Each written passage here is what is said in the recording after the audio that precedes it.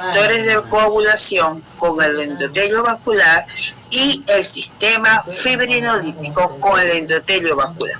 Entonces, hemostasis no es más que la interacción plaquetas, factores de coagulación del endotelio. ¿Qué pasa? Que cuando ocurre una ruptura, el endotelio pierde, sus células se desliga y pierden su carga negativa, porque resulta que las plaquetas están cargadas negativamente. Esto hace que las plaquetas no se adhieran sobre la superficie del endotelio y que ellas continúen su circulación. Por lo tanto, al ella perder su carga negativa, permite entonces que del endotelio vascular se libere una serie de sustancias, como es el von Willebrand, que permite entonces que la plaqueta se adhiera sobre la superficie de ese endotelio. La plaqueta, por otro lado, sufre un proceso de adhesión, agregación y liberación de sus productos, los cuales van a permitir en este caso que las plaquetas se agreguen, se una el fibrinógeno y se forme entonces lo que se llama el tapón hemostático primario. Luego de eso se activan los factores de coagulación, cuya finalidad es que ese fibrinógeno que están unidos por cada una de las plaquetas se transforme entonces en fibrina y se haga un coágulo estable, mientras las plaquetas liberan sus factores de crecimiento e inducen el proceso de cicatrización. Una vez terminado esto, los sistemas fibrinolíticos... profe, disculpe. ¿Qué tal es la diapositiva de casualidad? Sí. Profe, yo creo que no se están cambiando. O por lo menos a mí no se me están cambiando. Ajá, ¿y aquí? ¿La ves? Sí. Lo único que es la primera diapositiva. No he salido de la primera diapositiva. Ah, ok. Disculpa. Ok, entonces ya sabemos que una vez que se forma el coágulo, esto es un resumen, el sistema fibrinolítico actúa, disuelve el coágulo y de esta manera nuevamente el tránsito, la vía a través de la circulación vuelve otra vez a su normalidad. Por eso es que la hemostasis no es solamente plaquetas y factores, es también endotelio y sistema fibrinolítico. Por lo tanto, tiene que haber un equilibrio en lo que tiene que ver en cada uno de esos factores, de las plaquetas, el endotelio, etc. ¿Por qué? Porque una disminución de esto nos puede llevar a una hemorragia o una alteración de cualquiera de estos factores nos puede llevar a unos episodios de tipo trombótico. En medicina veterinaria, el 90% son problemas o episodios hemorrágicos, lo que ocurre.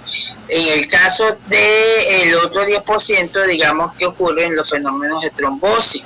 Está generalmente asociado a lo que son los cátitos. ¿Okay? Entonces eso es muy importante, que nosotros tengamos una buena regulación entre el endotelio, la plaqueta, los factores, porque una vez que falla uno de ellos, ya saben, vamos a hemorragia o vamos a trombosis.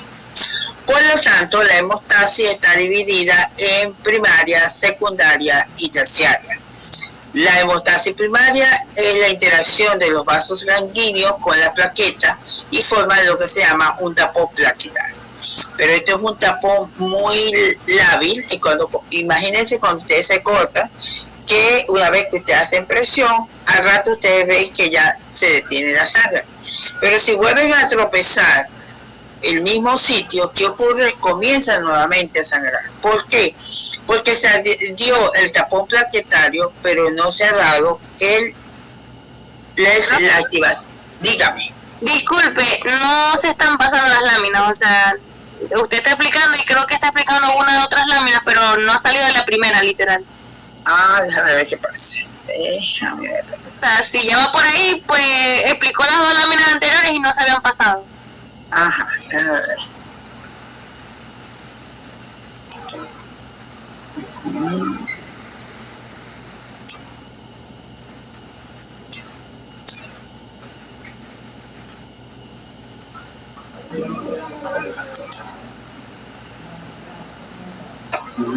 La mosquita. Me toca aquí otra vez.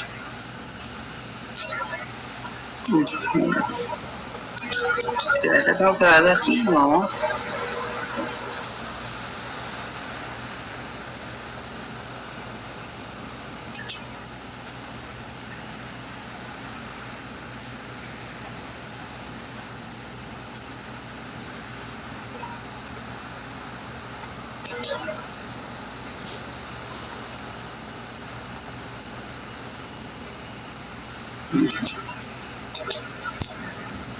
Ok, vamos a ver.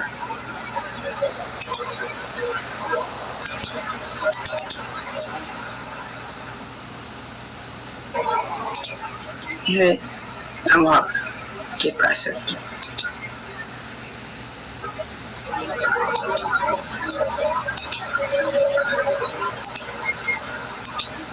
Ahora, ¿lo ves? No, profe, sigue sin verse nada. ¿Y ahora? Nada. Pero que me dice que está compartiendo. Se negra la pantalla. Ahora sí. Ahora sí la ven. Está en la lámina donde dice primaria, secundaria y terciaria. ¿Y ahora? No se cambió. ¿Y eso por qué será? Ahora sí. Ahora sí. Ajá, está en donde dice demostrar se involucra un balance. Ajá, se ven los cambios, estoy pasando rápido. No se ven los cambios. Sigue en la misma.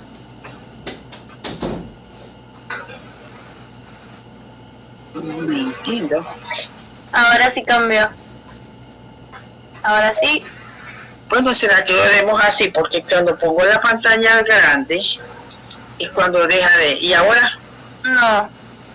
Se quedó en donde dice la demostrancia involucra un balance. O sea, está como muy lenta su pantalla, porque estoy viendo el mouse y está súper lento. ¿Aquí? Sigue en la misma lámina. Aquí se me ve. Sí, sigue en la misma.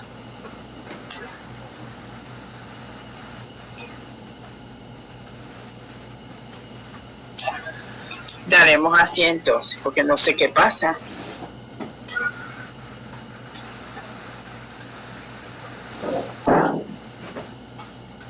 No sé qué pasa.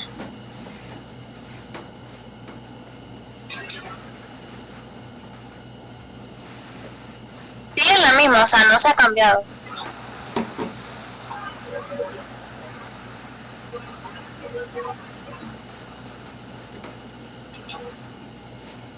¿Y ahora?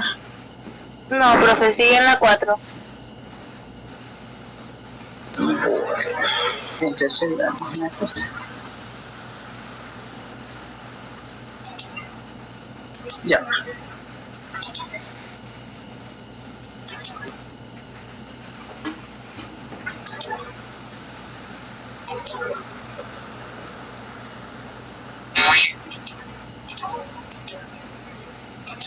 ¿Y ahora? No, sigue en la misma. ¿Y ahora aquí? Se pasó para primaria, secundaria y terciaria. Aquí sí ven los cambios. Ahí sí lo rápido. Sí, ahora sí. Ok, entonces vamos a hacerlo así, de la...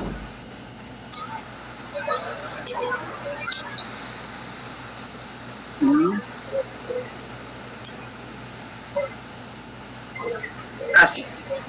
Ok. Bueno, entonces, Creo que se volvió. ¿En qué página está, profe? Porque... estoy en primaria, secundaria y terciaria. Ajá, ahora sí. Ahora sí. Sí.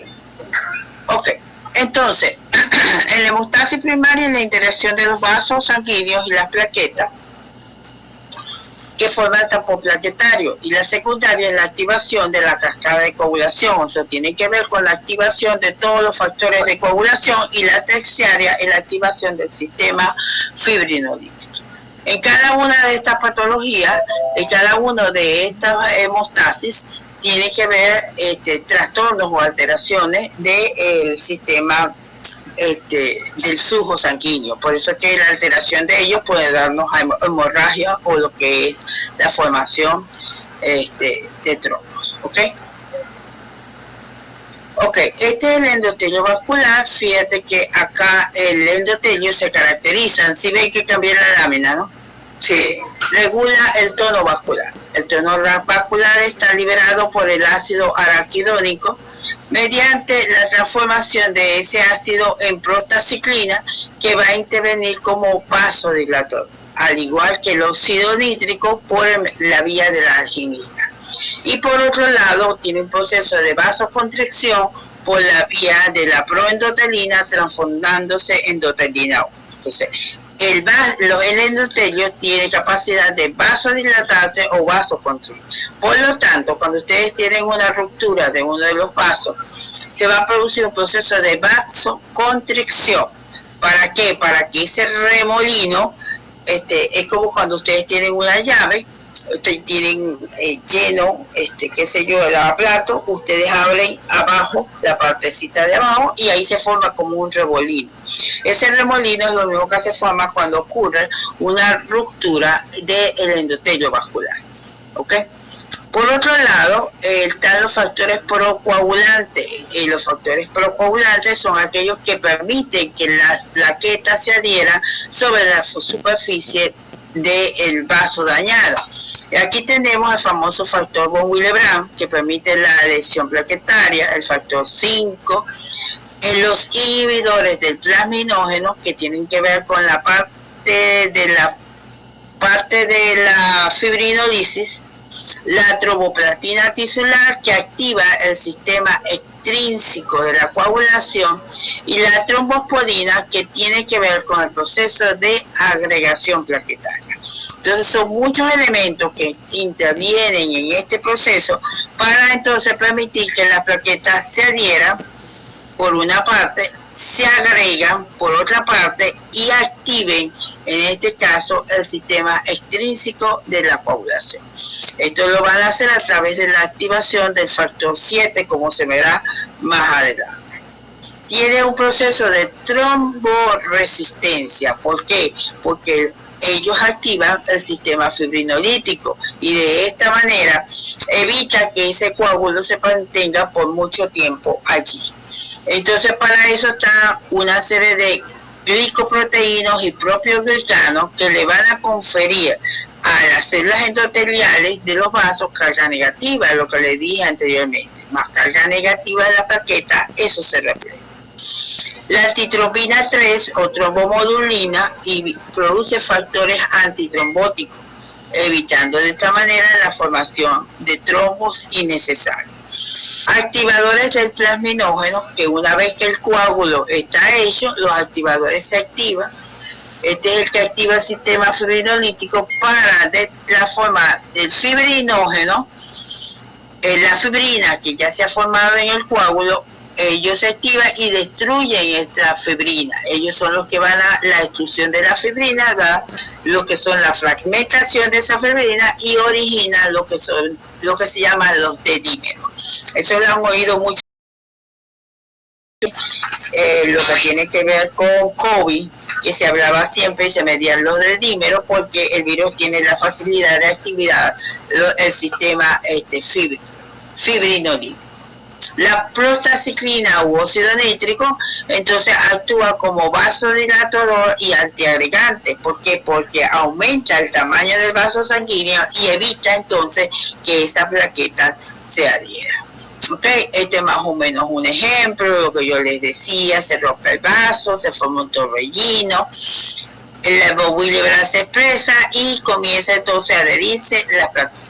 Luego se liberan los factores internos como es el ADP, el tromboxano A2, y se produce de esta manera el fenómeno de agregación plaquetaria. Aquí pueden ver, esta es una plaqueta, es otra plaqueta, y lo que se forma es puentes de unión sobre el fibrinógeno. El fibrinógeno es que se permite entonces la unión de una plaqueta con la otra. Cuando se libera entonces el ADP y el tromboxano 2 son los que permiten entonces el proceso de agregación plaquetaria.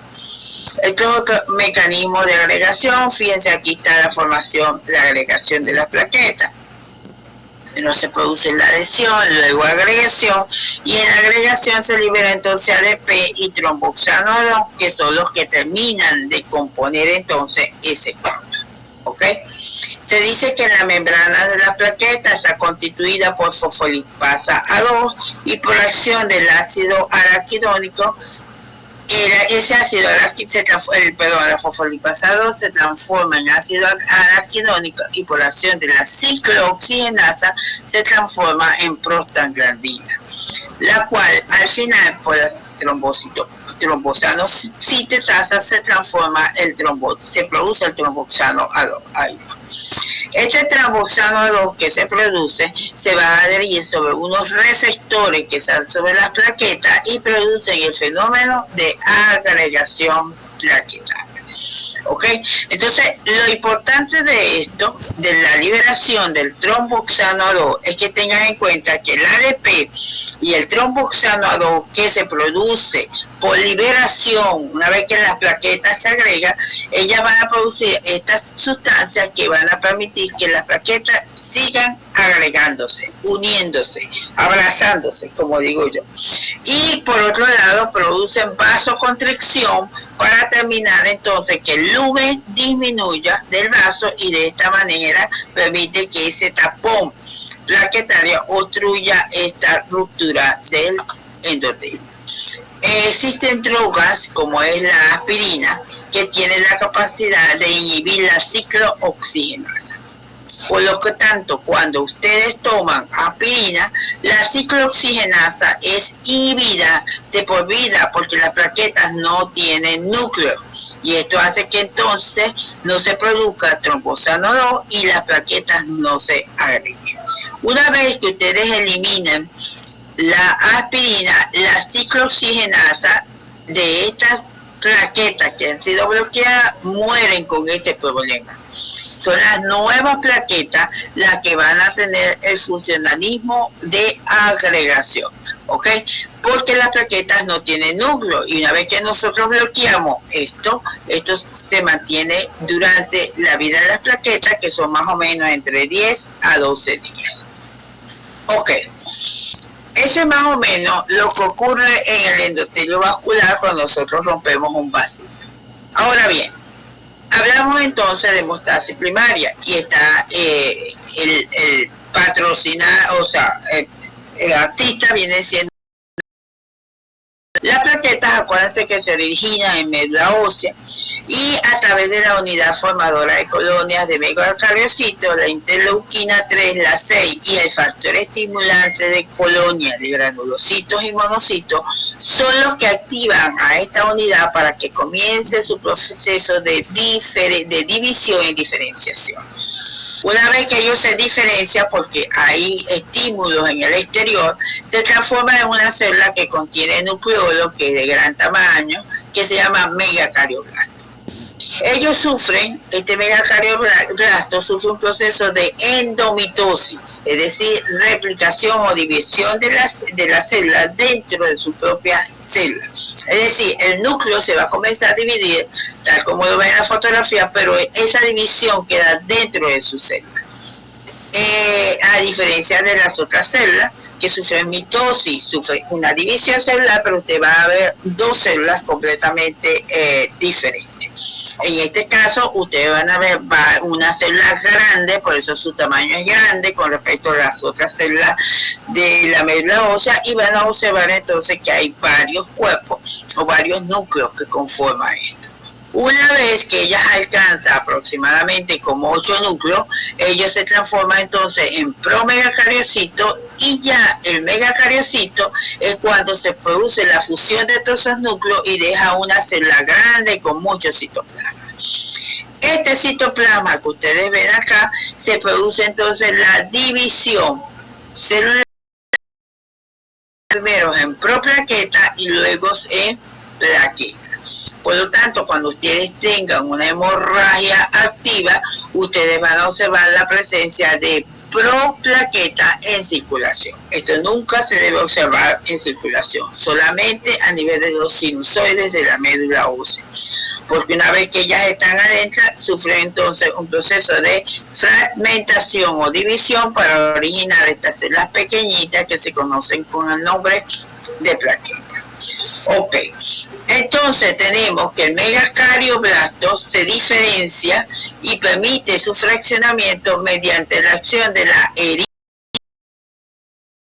trombopoyetina, que es la propia de ella, y los factores como son las interleuquinas y el factor estimulante de colonia de granulocitos y monocitos. Por lo tanto, pacientes que tengan anemias severas y se le coloca eritropoyetina o la EPO, esto va a producir, van a tener entonces por un lado una anemia de tipo regenerativa y por otro lado una trombocitosis, o sencillamente si el paciente está deficiente de plaquetas, esto va a permitir que la plaqueta llegue a sus valores más o menos normales. La combinación de la trombo y de la eritropoyetina se ha demostrado actualmente que es lo mejor para sacar a nuestro paciente cuando tenemos cuadros de trombocitopenias mediadas inmunes. ¿Okay? Entonces lo importante de esto es que ustedes tengan en cuenta de dónde viene el megacariocito, de dónde vienen las plaquetas, cómo se producen y cuáles son los factores que intervienen para inducir la proliferación y liberación. Ok, bueno, aquí no voy a caer en muchos detalles. Esta es la estructura de la plaqueta, esta es la membrana donde está el ácido araquidónico. Él tiene un sistema tubular denso, abierto y cerrado. Tiene una zona periférica formada por la unidad de membrana y la cubierta externa. Tiene un citoesqueleto que está formado por microfilamentos, sistema tubular cerrado y abierto, que esto es lo que hace que la plaqueta, cuando empiezan a agregarse y vertir sus productos, como es el ADP y el tromboxano, el sistema abierto permite entonces la salida de estas sustancias. Se dice que tiene zona gel con sus los gránulos alfa, beta, los gránulos densos, y fíjense que los gránulos alfa son muy importantes porque tiene las glicoproteínas, el factor 5 que interviene en el factor de coagulación, también tiene fibrinógeno, y lo más importante que tienen los factores de crecimiento tisular, lo que permite entonces intervenir en el proceso de cicatrización. Gránulos lisosomales y los glucógenos que le dan energía a la plaqueta mientras se mantenga comida. ¿Qué es lo importante de esto? Que cuando ustedes utilicen esta plaqueta, sobre todo para la parte terapéutica, y de allí la importancia, es que ellos tienen que, cuando ustedes colocan esta suspensión de plaquetas, que deben estar sin agregarse, porque si están agregadas ya ellos perdieran sus factores internos. Entonces lo que se hace es que se coloca una sustancia primero sin agregar y después se activa, de manera que permita que todo el contenido de los gránulos alfa, que no tienen los factores de crecimiento, transformantes, etcétera, salga al exterior y permita entonces la renovación de nuevos tejidos. Por eso es que las plaquetas, cuando tú comes en exceso grasa, cuando tienes una septicemia, etcétera, algo que te dañe el endotelio vascular, esto va a hacer que las plaquetas se agregan sobre el endotelio para resolver. Pero mientras más cantidad de esta plaqueta se agrega, se producen los factores de crecimiento y esos son los que forman lo que se llaman los ateromas, que con el tiempo ellos se desprenden y viajan y pueden afectar entonces el sistema nervioso central o a nivel de los miembros, etcétera, ¿okay? Las plaquetas dentro de su morfología miden aproximadamente de 2 a 3 micras. Ellas generalmente son pequeñitas, de la manera como ellas deben de formar, de observarse. Dependiendo de la coloración, vamos a ver unos gránulos intensos, que no son más sino esa cantidad de gránulos alfa, densa, que una vez que la plaqueta se reúne, se va hacia el centro para, a través del sistema canalicular abierto, ella eliminar sus productos. ¿Okay? Entonces generalmente con coloraciones con raíz se observa, mientras que con coloraciones de disquit no se observan estos granos. ¿Okay? Se dice que el citoplasma puede ser ligeramente color púrpura o de color azulado, pero en algunas ocasiones, sobre todo cuando la plaqueta está activada, es que usted ve estas estructuras que lo llaman glomérulos también. Entonces hay que tener mucho cuidado a la hora de decir si tiene anaplasma platy, porque la anaplasma platy se encuentra en el interior de la plaqueta, pero puede dar este tipo de pues parecido, más no son anaplasma platy. Más adelante entonces yo se lo mostraré. Las plaquetas tienen receptores sobre su superficie, como son el grupo de glicoproteínas. No pretendo que se vayan a estudiar todo eso, sino es una información general que le permite. Entonces esas glicoproteínas van a servir de receptores para las diferentes sustancias que se liberan del endotelio vascular, sobre todo el más principal, que viene siendo el BON. Ok. Hay una presentación clínica. Yo jugué esto de manera general, que se tratan las plaquetas tan pequeñitas y tan importantes. Primero les voy a enseñar a hacer la presentación clínica. ¿Cuándo saber clínicamente de que mi paciente está con problemas hemostáticos primarios o problemas hemostáticos secundarios? Las características o lo que se presenta generalmente son petequias. Petequias son los puntos pequeños y ya esto viene siendo equimosis. Entonces lo más importante es la presencia de petequias y equimosis sobre la superficie de la piel o a nivel de las mucosas. Muchas veces el animal no presenta otro tipo de sintomatología, pero ustedes van a observar entonces que hay la presencia de estas manchitas sobre la superficie de mucosa o piel. A veces, si vienen de peluquería, piensan entonces que es una reacción frente a la máquina, pero si revisan bien, todo el cuerpo va a estar cubierto de esto y por lo tanto es petequia. Epistasis puede haber cuando el número ya de plaquetas es muy bajo, puede haber melena, hematoquexia, sangramiento a nivel gingival, hematemesis y hematurgia. Pero generalmente hemorragia en sí es muy raro. Lo más importante es la característica, son la presencia de petequias y equimosis. Entonces, cuando yo tengo presencia de estas petequias y equimosis, sencillamente yo digo, no vayan a decir tengo el licha es parte del complejo. Van a decir, estoy frente a un problema de hemostasis primaria. Esto es lo que yo les digo a ustedes que verían las manchitas sobre la superficie de las mucosas o la equimosis. ¿Ok? Miren la cantidad de manchitas que viene siendo petequias. Y esto lo vemos a nivel del pene o a nivel de la vagina. También podemos observar este tipo de caracteres. Esto es para que se liberen de todo lo que les voy diciendo. Entonces, hasta acá, ¿está claro lo que les estoy diciendo? Sí, pero ¿O está todo dormido? por ahorita sí. Por ahorita. Perfecto. Ese es un repaso de fisiología, que ustedes vieron eso, sí, la parte de mostaza. ¿Sí o no? Ok, continuamos entonces. ¿Cómo vamos a medir? O sea, ¿cómo medimos a nivel del laboratorio y corroboramos de que estamos frente a un defecto hemostático? Entonces, para eso tenemos el contagio de la plaqueta. Aquí llegamos al tercer minuto. Ya tenemos todo el tercer minuto. ¿Qué sería? El número de plaquetas. Serían los índices plaquetarios, el tiempo de sangría de la mucosa bucal, se puede medir la agregación y adhesividad. Sin embargo, en medicina veterinaria esta parte es un poquito complicada porque no tenemos los equipos para medir eso. Entonces nos valemos de humanos que sí tienen los equipos, porque son equipos demasiado costosos para medirle 1 a 1.000.000. Estas patologías no son tan frecuentes.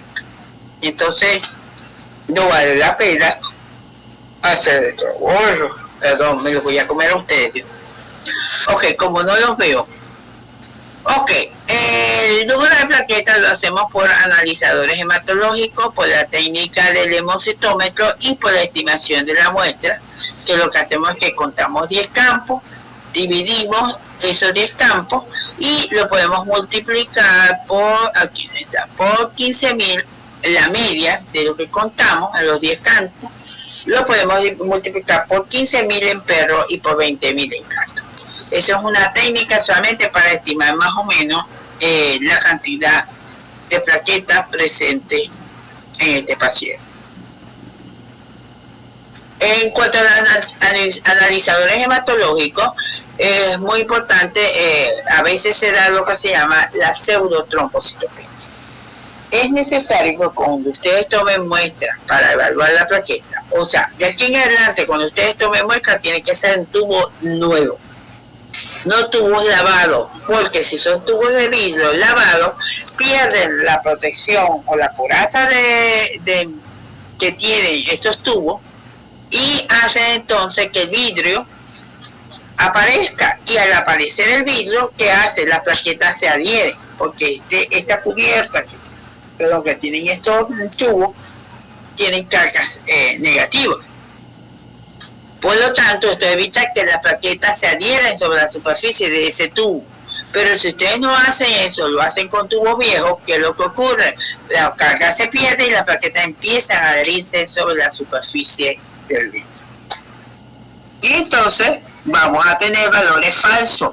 Como ellas se agregan, ellas van a ser, en el caso de los del 2000, los del siglo XXI, ellos lo que hacen es que toman este agregado plaquetario y lo lanzan hacia un extremo de lo que viene siendo de la curva.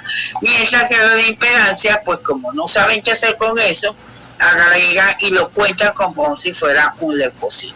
Se van a tener una pseudotrombocitopenia, es una trombocitopenia falsa, y una leucocitosis inducida por estos agregados plaquetarios. Sin embargo, cuando nosotros hacemos este contagio manual, lo vamos a poder observar o apreciar, pero va a ser imposible hacer el contagio porque todas esas plaquetas están agregadas, y esa no es la idea para hacer entonces un contagio de plaquetas. Ok, estos serían los aparatos para esto, y estos serían los valores que yo obtengo. Si tengo entonces la plaqueta baja, decimos entonces que hay una trombocitopenia. Puedo medir el volumen plaquetario medio, que me indica, como está acá, que me indica el tamaño de la plaqueta, así como el volumen corpuscular medio, en los rojos, el ancho de distribución de la plaqueta, lo cual me indica que hay variabilidad en el tamaño, y un plaquetoclito que todavía están buscando, que no es más que el porcentaje de plaquetas que presente en esa muestra, que todavía están buscando o están trabajando en su importancia. ¿Ok? Entendido esto. Entonces, este es el tercer panel que ustedes van a observar. Plaqueta, volumen. Cuando ustedes obtengan eso, siempre se tienen que fijar en el contagio de la plaqueta y en el volumen plaquetario.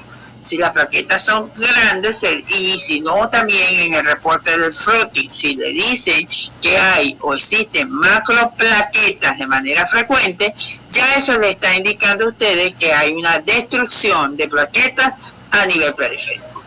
Puede ser inducido por infecciones, puede ser inducido por organismos transmitidos por vectores, en fin, por una serie de patologías. ¿Ok? Ajá. El contagio de plaqueta, entonces, en algunos autores dice que es por debajo de 150. Otros consideran que los valores son normales hasta 200. Por lo tanto, en este caso, se dice que si es hasta 200, si en 175 es leve, moderada sería 100, severa sería por debajo de 40 y un estado crítico sería por debajo de 10.000. Acuérdense que estamos hablando de contagios que van desde 175.000 a 500.000 dependiendo de la especie.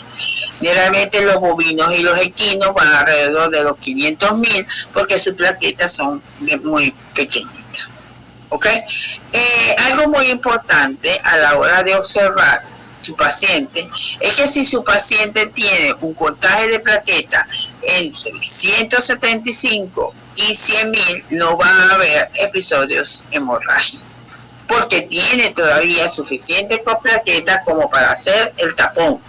Pero cuando ya el valor de la plaqueta disminuye por debajo de los 40.000, sencillamente su paciente va a manifestar signos clínicos de sangramiento. Entonces, en conclusión, tenemos un paciente con petechas y equimosis, indica un trastorno hemostático primario. Pero el trastorno hemostático puede ser que es funcional o sencillamente puede ser cuantitativo. Si observamos que ese paciente tiene petechas y equimosis, por supuesto, si es cuantitativo, yo me debo imaginar que esas plaquetas están por debajo de las 40.000, porque es la única manera de que ellos vayan a manifestar la presencia de esas petechas. Sin embargo, en el caso de deficiencia del factor von Willebrand, agregaciones, etcétera, la parte funcional, ustedes van a observar que pueden tener petechas y equimosis, inclusive estando en valores de 150, de 140, de 120. ¿Sí me entienden lo que les quiero decir? Entonces, cuando vean las petechas, acuérdense, introduzcanse esto en la cabeza, valores por debajo de 40.000. ¿Ok? Si los vemos en los episodios hemorrágicos y las plaquetas están entre 170, entre 160, etcétera, tenemos que pensar entonces que tenemos un trastorno hemostático de tipo funcional. Es decir, está fallando la adhesión, está fallando la agregación.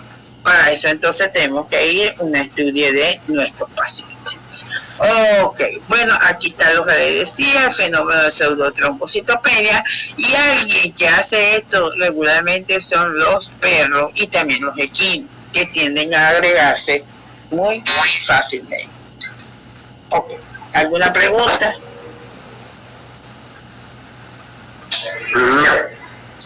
Ok, perfecto, quiere decir que están entendiendo bien. La plaqueta, fíjense, seguimos con el diagrama. En este caso, cuando observamos, en ciertas ocasiones donde por lo menos el analizador hematológico, aquí esto que ven de color naranja son las plaquetas agregadas. Entonces, esto, fíjense la curva que hace y nos indica que hay mucha cantidad de plaquetas agregadas. Entonces, ya la plaqueta agregada es porque hemos manejado mal la muestra, hemos utilizado tubos viejos que han perdido su carga negativa, o sencillamente para confirmar esto, sencillamente hacemos un contaje de plaquetas para verificar el que nos da la máquina, o observamos en el floating para ver entonces la formación de esos agregados plaquetarios. ¿Ok? Bueno, aquí está más o menos lo que yo les expliqué hace ratico, cómo se hace el estimado. Se hace generalmente o en condiciones normales, ustedes deben observar de 8 a 10 plaquetas por campo mínimo y máximo de 35 a 40 plaquetas por campo. Eso va a depender de la especie. Lo que son los gatitos tienen las plaquetas de mayor tamaño que en este caso los perritos. ¿Ok? Entonces sencillamente hacemos un floating. Fíjense aquí tienen un floating donde observan una cantidad de plaquetas, yo diría que dentro de valores normales, y si ven apenas observo una sola plaqueta en todo el campo.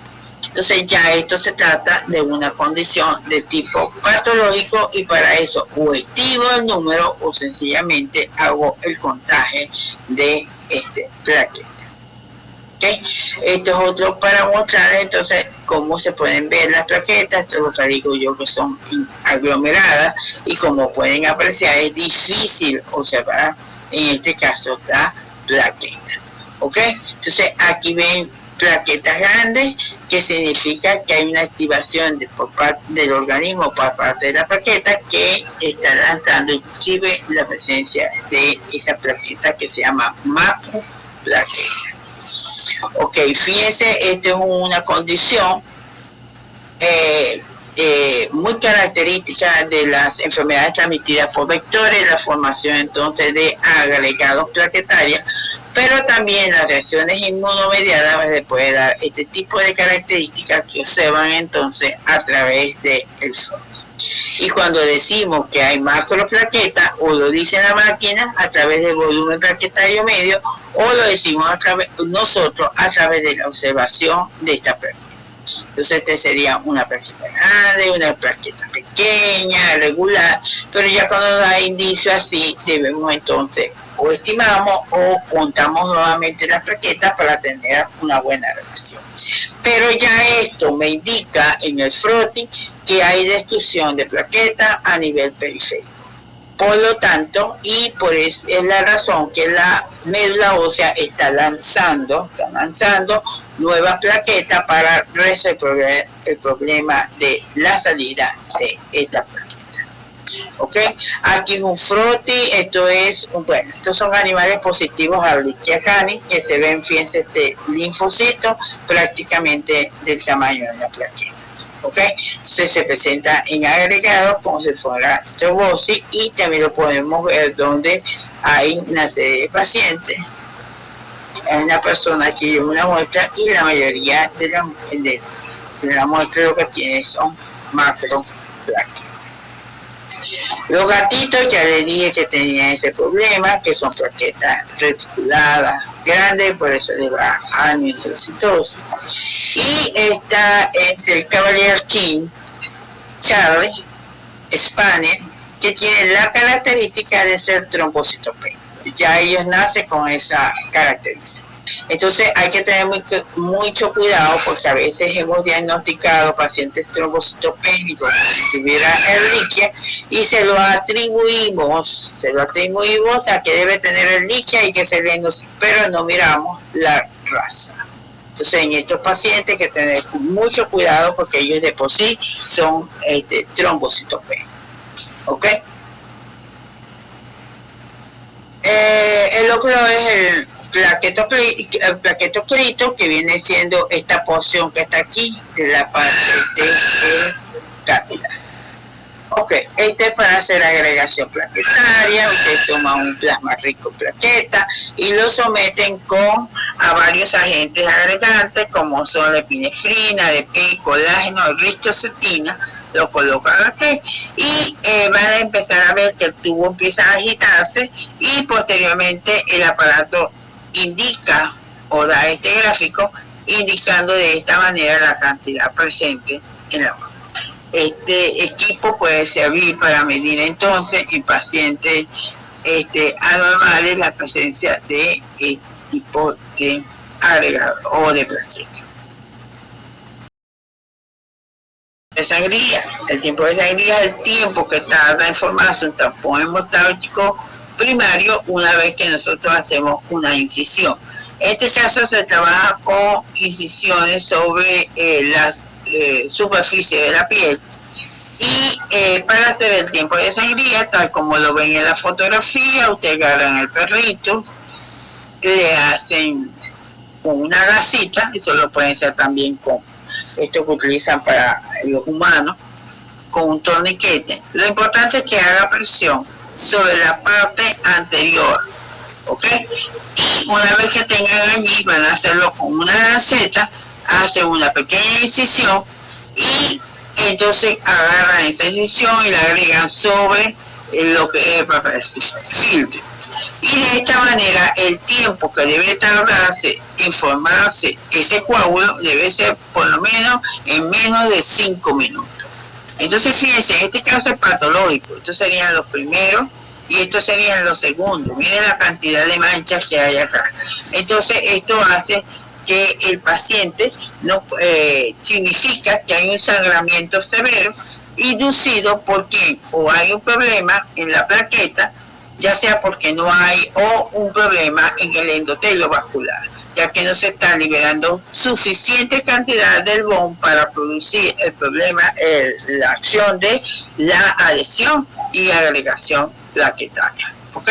Entonces generalmente esto en 2-3 minutos ya ustedes tienen este tipo de muestra, pero siempre hay que ir evaluando la mancha que a medida ustedes ponen el cronómetro y cada 30 segundos ustedes van a medir la mancha. Siempre tienen que medir el tamaño de la mancha, que sea un tamaño pequeño de esa mancha para entonces poder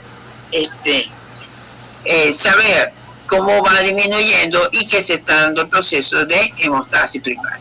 Usted va, en este caso van a ver un papel que va a ser mancha grande y al final mancha chiquitico, que nos indica que ya está cediendo, o a veces no pinta, no está cediendo la parte del sangramiento. Por eso que es una prueba de funcionalismo plaquetario. ¿Ok? En el gato, si se deja, hace lo mismo y aproximadamente en 3 minutos ya debe estar cediendo o produciendo el tapón hemostático primario. Existe lo que se llama anticuerpos en contra de las plaquetas. Estos anticuerpos se forman o son complejos inmunes que se adhieren muy sobre la superficie de los receptores de la plaqueta. Y esta trombocitopenia, llamada inmunomediada, o a veces puede ser inducida por el mismo organismo, puede ser primaria o secundaria. Generalmente las secundarias son las que se nos presentan como consecuencia de vacunas, fármacos, infecciones, neoplasias, que produce este tipo de sustancias y va a producir la destrucción de todas estas células, que contienen estos complejos inmunes. ¿Entendido lo que les quiero decir? ¿O están dormidos? No, aquí estamos despiertos.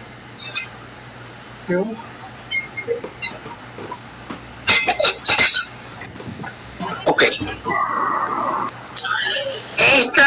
Cuando vamos a evaluar las plaquetas, entonces acuérdense, para evaluar la hemostasis primaria, el recuento de plaquetas es el más importante.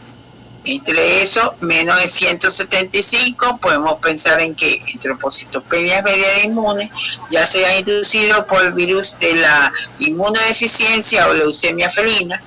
En los gatos es muy raro conseguir trombocitopenia. Y esto sí es algo que ustedes quiero que les quede bien claro. En gato, un gato con leucopenia y con trombocitopenia, señores, y con signos clínicos como pérdida de peso crónico, como pelo hirsuto, seco, escamoso, piensen entonces que posiblemente, y si es de hábitos caballeros, entonces piensen que se relaciona con un paciente con trombocitopenia y relacionado con este virus. Cuando muchas veces cuando nosotros vemos eso, porque los gatos es difícil una trombocitopenia, y hacemos las mediciones o hacemos lo que se llama el combo felino, que está constituido por esto, sencillamente nos da positivo. Y entonces nos garantiza de que estamos frente a estos microorganismos. Anteriormente esto no se trataba, pero hoy día se trata, hay las mismos antivirales que se utilizan. Les doy este dato: con el COVID-19 se está utilizando en estos pacientes.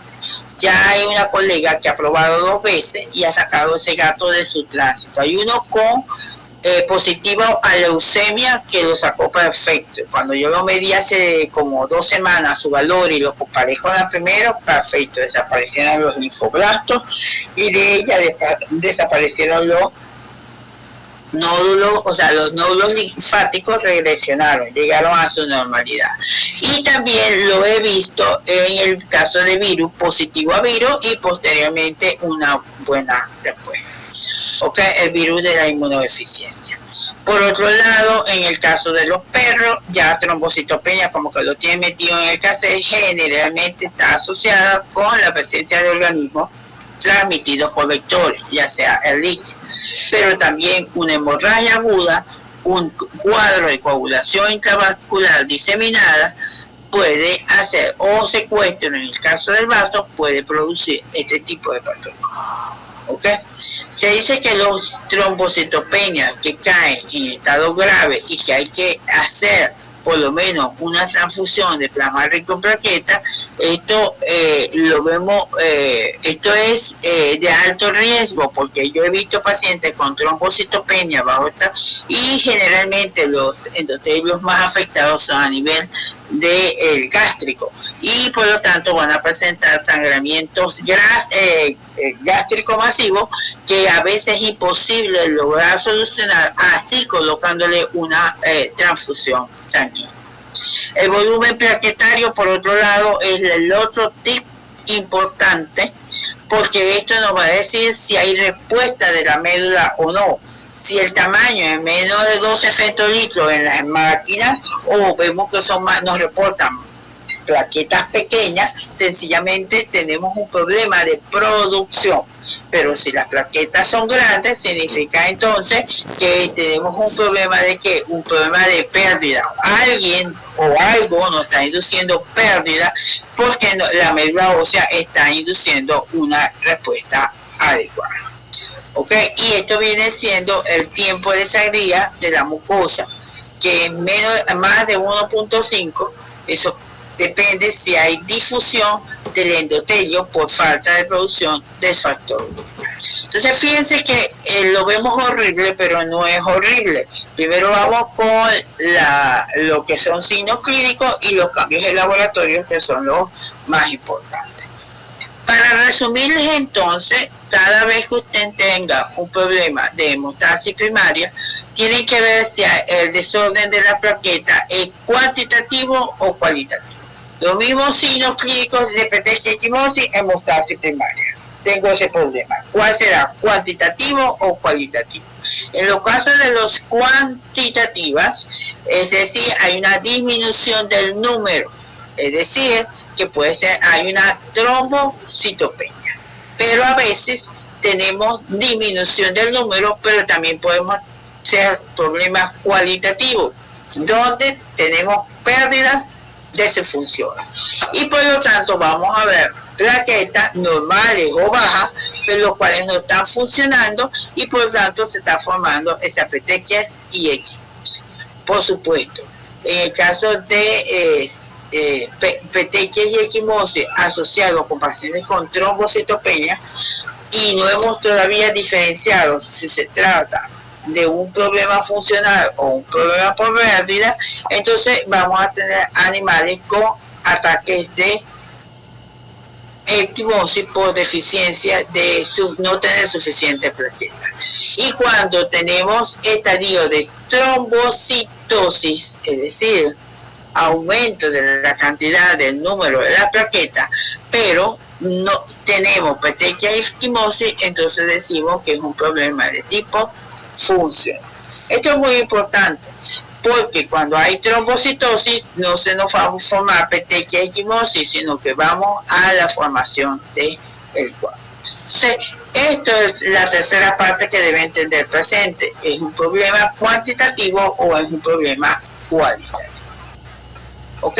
Entonces tenemos trombocitopenia por disminución del número, pues sobre todo lo vamos a determinar mediante el contagio de plaquetas, y por otro lado células, ¿verdad?, que pues, pueden estar produciendo daños en los endotelios vasculares, produciendo consumo de esta plaqueta, como son los casos de vasculitis. Si me van captando, ¿cierto? O están dormidos. ¡Ey! No, estamos despiertos. Ajá, muy bien. Seguimos entonces. Ese para que no funciona. sentadito tomando una tacita de café. ¿Verdad? La imagen no funciona. ¿Qué no funciona? La imagen. ¿Por qué? Pues no me relaja. No te relaja. Ok. La trombocitopenia, entonces vámonos otra vez. Disminución del número. Ya dijimos que había funcional, problemas funcionales y problemas cuantitativos. Si los problemas son funcionales, es porque la plaqueta no adhiere, no agrega y no libera sus factores. Si el problema es cuantitativo, entonces tenemos 4 mecanismos ensartados en esto. Ok. Tenemos cuantitativo, las plaquetas están por debajo de las 40.000. Entonces, ¿cuál es el primero? Hay un incremento de la destrucción. ¿Quién me está destruyendo la plaqueta? Bueno, una piómetra, ¿ok?, que produce vasculitis en el sitio, que hace que todos esos vasos se activen y las toxinas bacterianas, todas esas van a producir daño de ese endotelio. ¿Qué van a hacer las plaquetas? Salen al rescate, tratar de tapar todos esos huequitos, y ¿qué ocurre? Que se van a consumir formando abundante cantidad de agregados plaquetarios para resolver ese problema. Por eso ustedes van a conseguir un paciente con piómetra, donde van a observar la presencia de leucocitosis con desviación a la izquierda, leve, moderada o severa, regenerativa o no, dependiendo del caso, pero en la mayoría de los casos asociados con trombocitopenia. Entonces, en este caso, ustedes no me vayan a decir que tienen dicha paciente. Lo que tienen es una piómetra que ustedes tienen que agilizar a hacer la cirugía, porque ya hasta las plaquetas se están consumiendo por acción de las toxinas bacterianas. Secuestro. ¿Qué es eso de secuestro? ¿Quién es el órgano que produce plaquetas en la vida fetal? El vaso. Por lo tanto, el vaso tiene la capacidad de secuestrar. En condiciones normales, las plaquetas que se producen, un 30% va al vaso, y va al vaso secuestrado. Ellas se mantienen ahí de manera como de almacenamiento.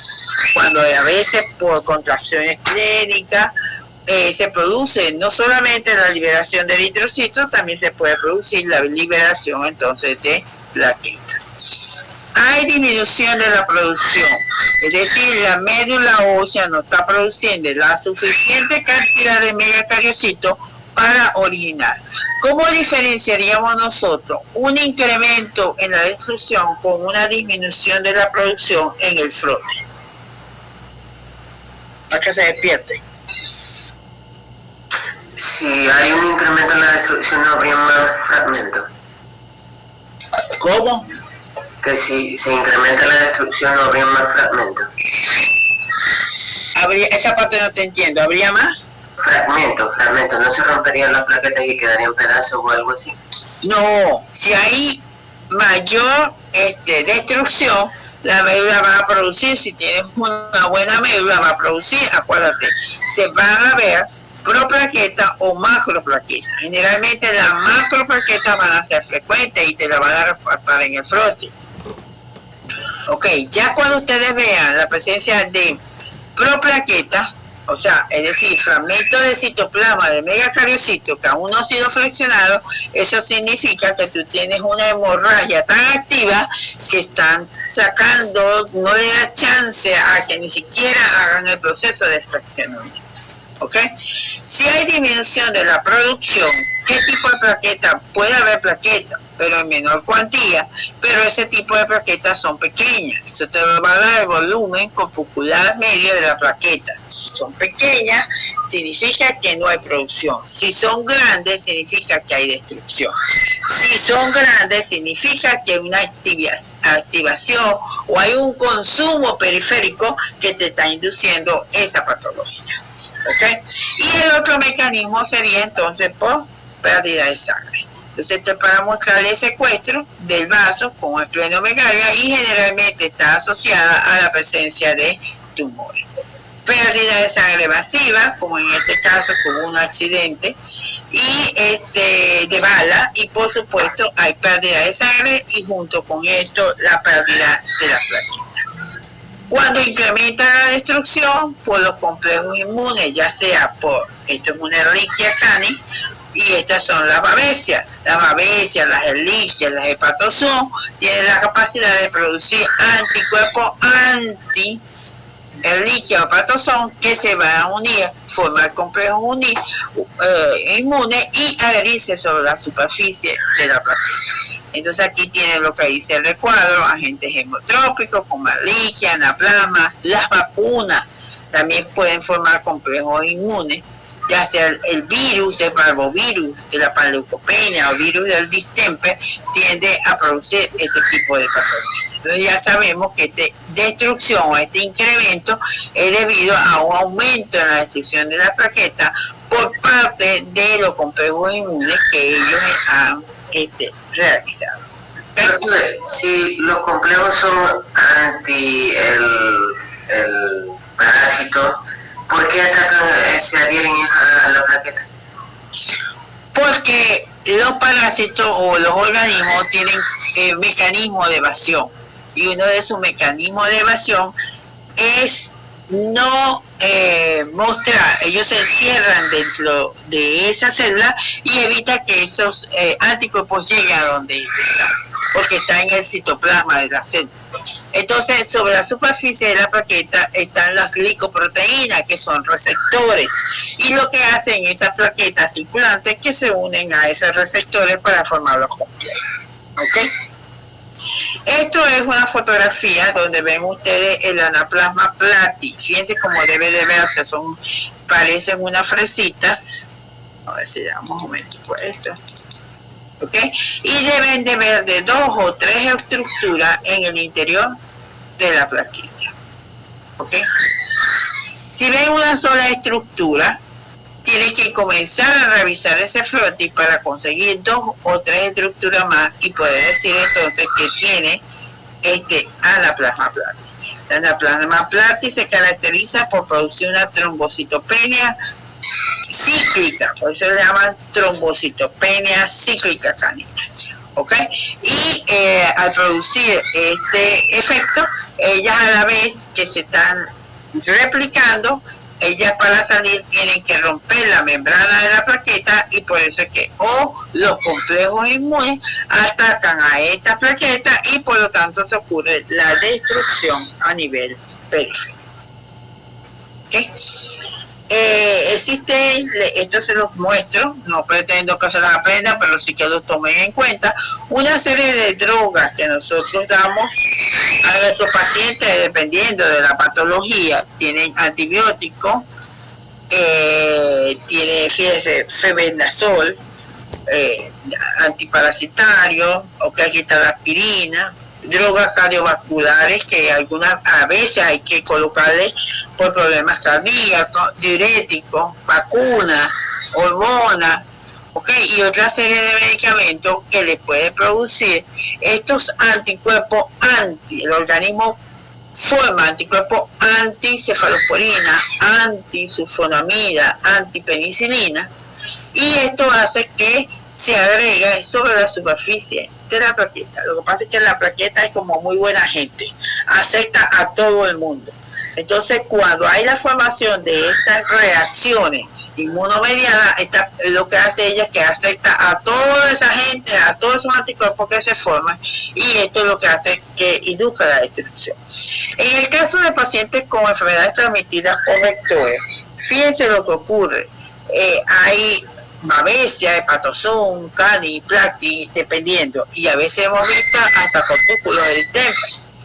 ¿Qué es lo que está haciendo el organismo? Produciendo anticuerpos, ¿qué? Anticuerpos antiplati, anticani, distemper, etcétera, etcétera. ¿Y a dónde van esos anticuerpos? Esos anticuerpos sencillamente se forman sobre la superficie de las plaquetas.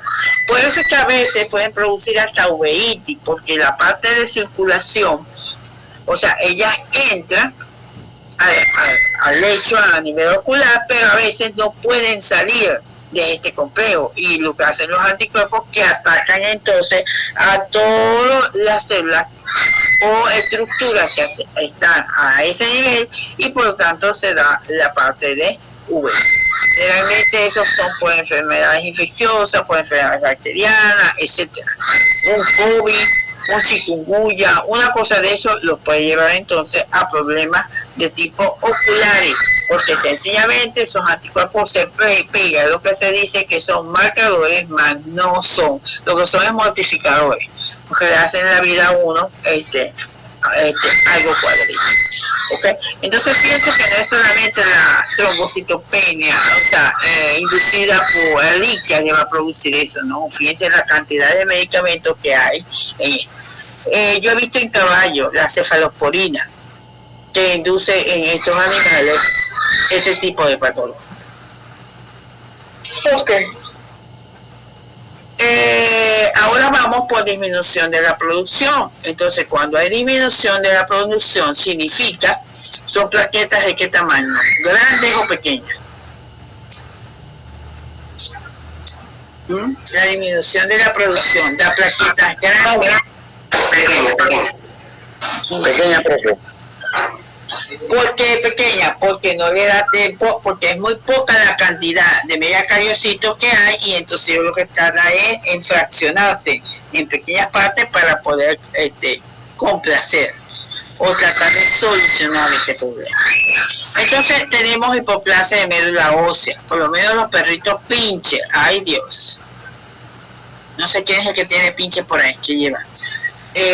Al final, por enfermedad, los vectores, las ehrlichias, los anaplasmas, quizás usted los saque de ahí del contexto, los elimine de ese cuerpo, pero sus anticuerpos tardan meses, de 5 hasta 9 meses en terminar de eliminarse, y mientras ellos estén por ahí en circulación, ellos están haciendo su trabajo.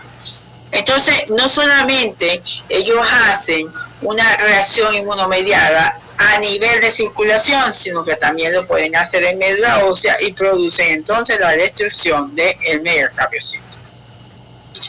La trombopoiesis inefectiva se realiza es porque el megacariocito no termina de completar su maduración por deficiencia de folato, por deficiencia de B12.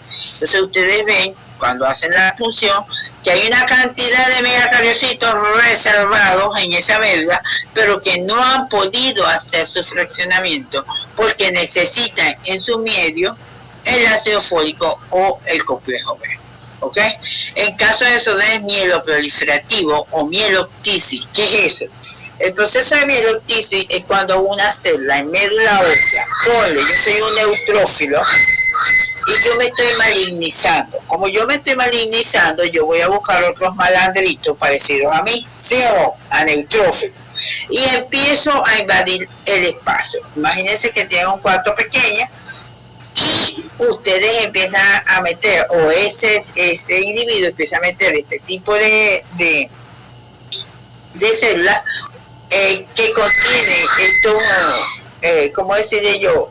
Empiezan a dividirse o a meter amiguitos, y los buenos que hacen, viendo que esa gente es mala, los buenos se salen del lugar. Eso es lo que se llama mieloptisis, el desplazamiento que da una línea celular dentro de la médula ósea.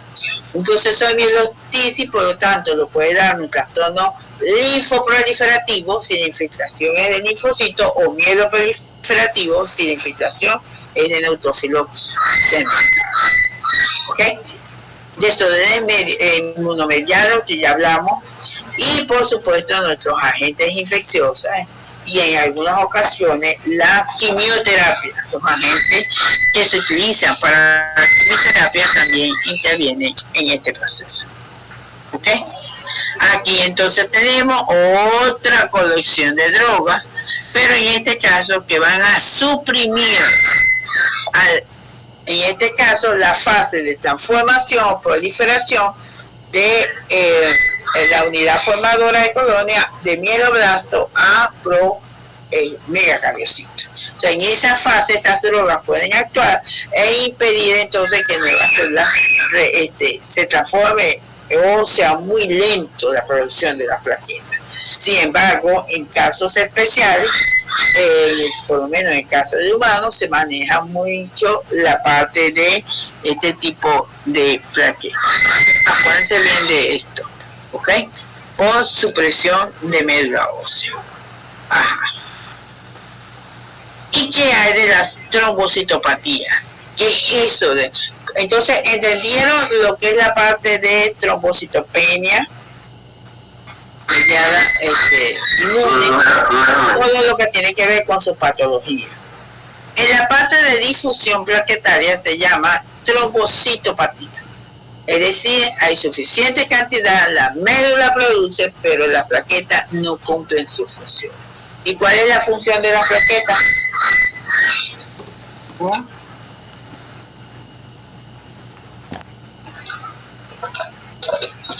Función de las plaquetas.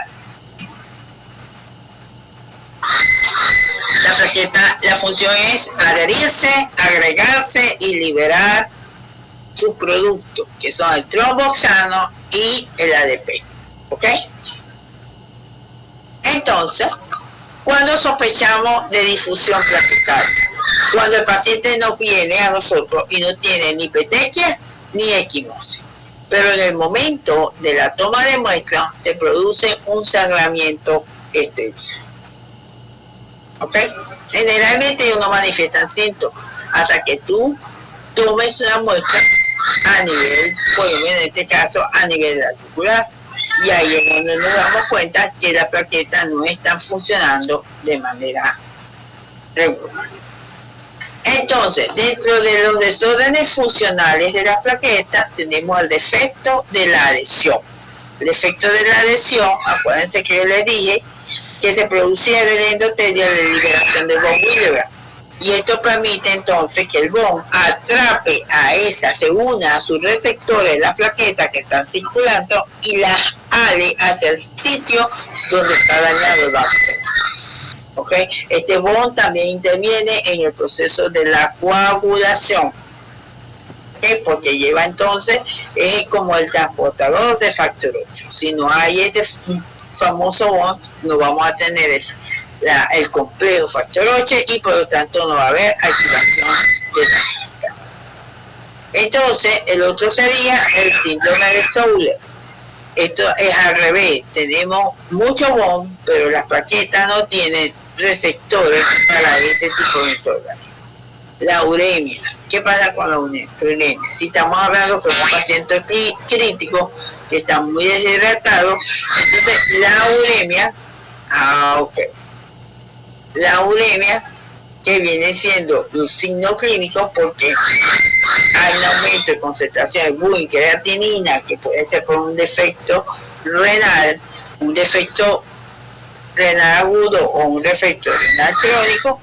Entonces, de esta manera, la uremia, cuando tenemos azotemia, y luego veremos cuando veamos la parte de blanco de química clínica, junto con esta solución, junto con esto podemos entonces, el exceso de urea se va a pegar sobre los receptores de esta plaqueta y va a impedir entonces que se dé el efecto de adhesión.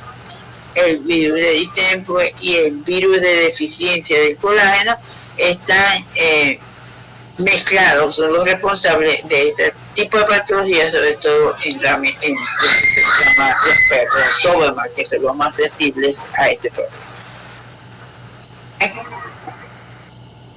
El defecto en la agregación. ¿Cómo se produce la agregación? Por la liberación de tromboxano A2 y ADP.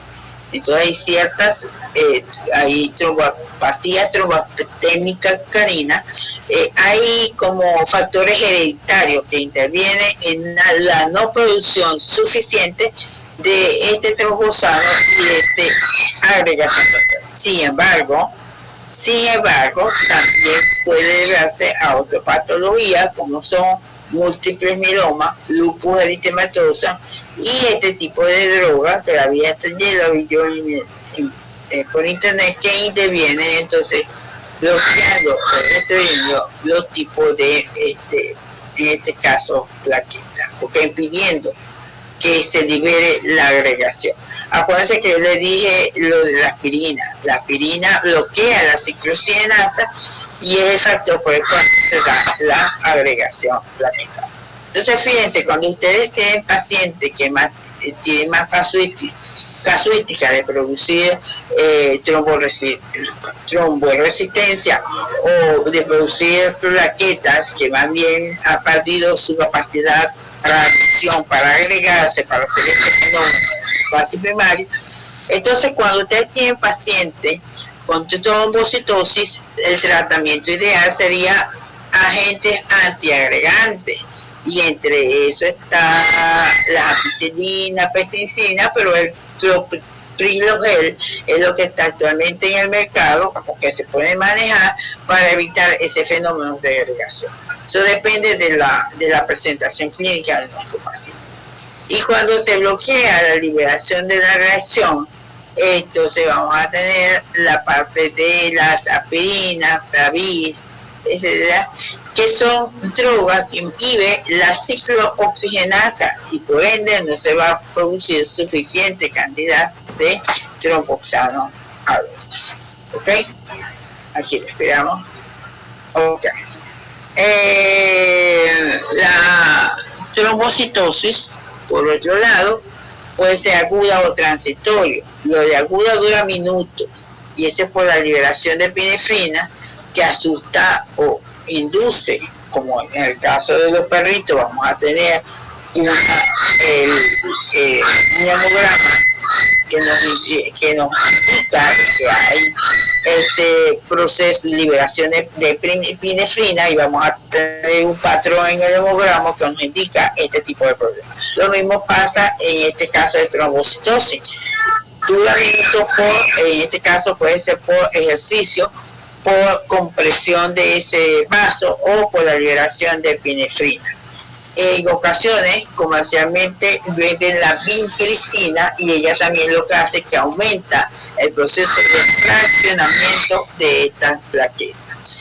Y a veces dura de horas a días por hemorragias agudas. Acuérdense que si es por hemorragias agudas y está metida la eritropoyetina produciendo nuevos glóbulos rojos, entonces esta eritropoyetina que se produce no solamente van a ir a producir nuevos glóbulos rojos, sino también actúa a nivel de megacariocitos para comenzar a producir nuevos plaquetas.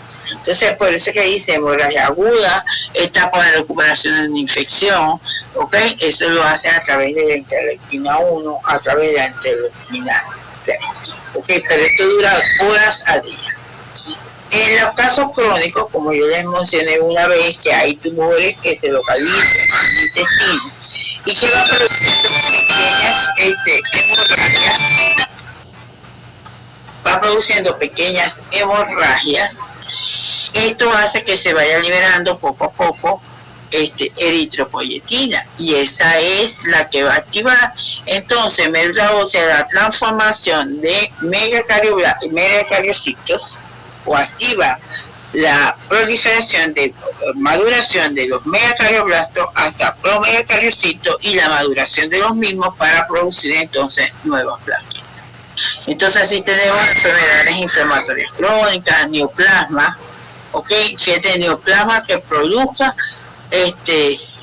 proteínas parecidas a la trombopoyetina, anemias y esplenectomía. Bueno, al principio de la esplenectomía no observan esa cantidad de plaquetas, pero luego a medida que pasa el tiempo van a observar la presencia de abundantes plaquetas. Ok, ¿tienen alguna duda con respecto a este tema? Hola. ¿Puedes explicar otra vez en el caso de las agudas que me perdí un poco? Disculpe. Cuando tú tienes una anemia aguda, pérdida de sangre, o una anemia crónica, pérdida pequeña de sangre durante un trayecto, se va a producir la liberación de la eritropoyetina. ¿Por qué? Porque la eritropoyetina es un proceso de compensación porque hay hipoxia, acuérdense de eso. Y esta eritropoyetina activa o actúa no solo en la unidad formadora de colonia, que tiene que ver con la parte eritroide, sino que también tiene la capacidad de aceptar las plaquetas, activa también las plaquetas, o sea, los megacariocitos para que estos se transformen en plaquetas. Entonces, por eso es que ustedes van a ver en sangre o lo que tiene que ver pérdida de sangre o anemias regenerativas, también la presencia de trombocitosis por estímulo por parte de esta proteína. Profe, ¿y qué tanto es el rango de trombocitopenia que nosotros veamos en un examen de sangre para decir, bueno, esto puede ser por el secuestro del vaso? ¿Qué tanto es el rango que uno puede decir que no, ya esto no es secuestro, esto es otra cosa? Bueno, en un frotis primero la presencia de macroplaquetas, ¿ok? Si hay secuestro es porque se está produciendo en médula ósea, entonces vas a ver Vas a ver también el signo clínico, vas a ver esplenomegalia. Vas a ver esplenomegalia junto con la presencia de macroplaquetas, y ahí tú correlacionas que lo que te está dando es un secuestro. ¿Ok?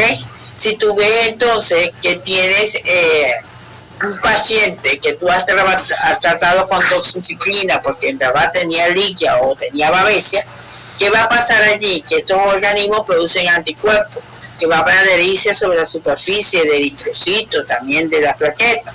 Entonces tú ves en el froti macroplaquetas junto con respuesta. Entonces esto te indica que sencillamente eso es por consumo inducido por los anticuerpos, ¿ok? Pero generalmente en estas enfermedades crónicas, sobre todo las anemias hemolíticas, también además de afectar siempre los rojos, afectan. Eso es lo que se llama síndrome cesarino. Eso es, pues, ya me acuerdo de eso. Se me pasan todas las cosas y no, una de esas tantas. O sea, yo, a lo que me acuerde, yo, de todas maneras, yo les voy a presentar casos clínicos sobre esto. Entonces, lo que venía, no les quiero complicar un poquito la vida, porque venía el tapón hemostásico secundario, lo que es los sistemas de coagulación, pero como les dije yo a ustedes, estos son problemas que se presentan. Entonces se lo voy a mencionar para que hagan la diferenciación clínica de lo que es un trastorno hemostático primario y uno secundario. En el secundario, a diferencia del primario, la presentación clínica es sangre, hemorragia. Por lo tanto, ustedes van a ver derrames pleurales, ¿ok?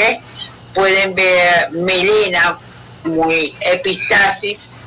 La epistasis puede llegar también con problemas de hemostasis primaria, pero una hemostasis o una epistasis demasiado marcada también se relaciona con este tipo de problemas. Entonces, en la secundaria lo que van a ver es hemorragia. Vamos a ver si hay algunos síntomas. No, entonces van a ver hemorragia marcada en esos pacientes. Melena de por tiempo, o sangre en abundancia, y sangre sobre todo en las cavidades, en las articulaciones.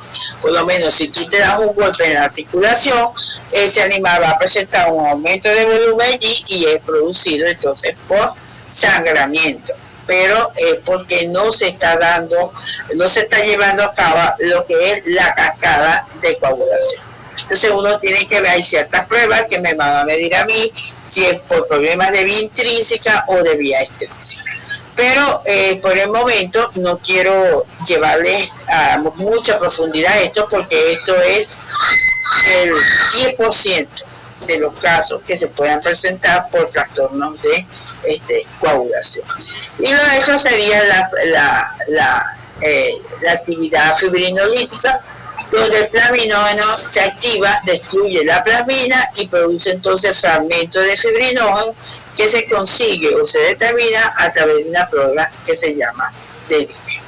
Si los dedímeros están aumentados es porque hay gran cantidad de fraccionamiento de estos anticuerpos, ¿ok? O de estas sustancias. Ok, aquí están lo que nos produce UCID, problemas infecciosos, puede ser posexemia, virus, protozoario. ¿Por qué CID? Porque se da un cuadro en intravascular diseminada. Porque las bacterias, los virus, lo que sea, va a producir lesiones en todo lo que tiene que ver los capilares sanguíneos de todo tu cuerpo. Y cuando esto suceda, yo he visto estos casos de tipo muy agudo, sobre todo cuando tú tienes picaduras de avispa, sobre todo de esas avispas negras. Yo vi un caso de esto de una señora, pues eran dos viejitos con la perrita. Ellos vieron llegar aquella cantidad de abejas y ¿qué hicieron ellos? Ellos corrieron, pero la perrita, como estaba vieja, igualita que él, pues le costó más levantarse. Y esto trajo entonces como consecuencia que le picaron a la perrita. Y por supuesto, ya una vez que se pasó ese bichero, como digo yo, la perrita entró en un 6D y por supuesto murió. ¿ok? Pero es inducido daño tisular masivo, golpes de calor, sobre todo en este periodo de tiempo que hay mucho calor y dejan los perros metidos dentro del carro, eso puede producirle esta patología. Hemolisis intravasculares, donde hay alta carga de anticuerpos, lúpidos, glomerulosis, o sea, lesiones inmunomediadas que pueden dañar el endotelio vascular.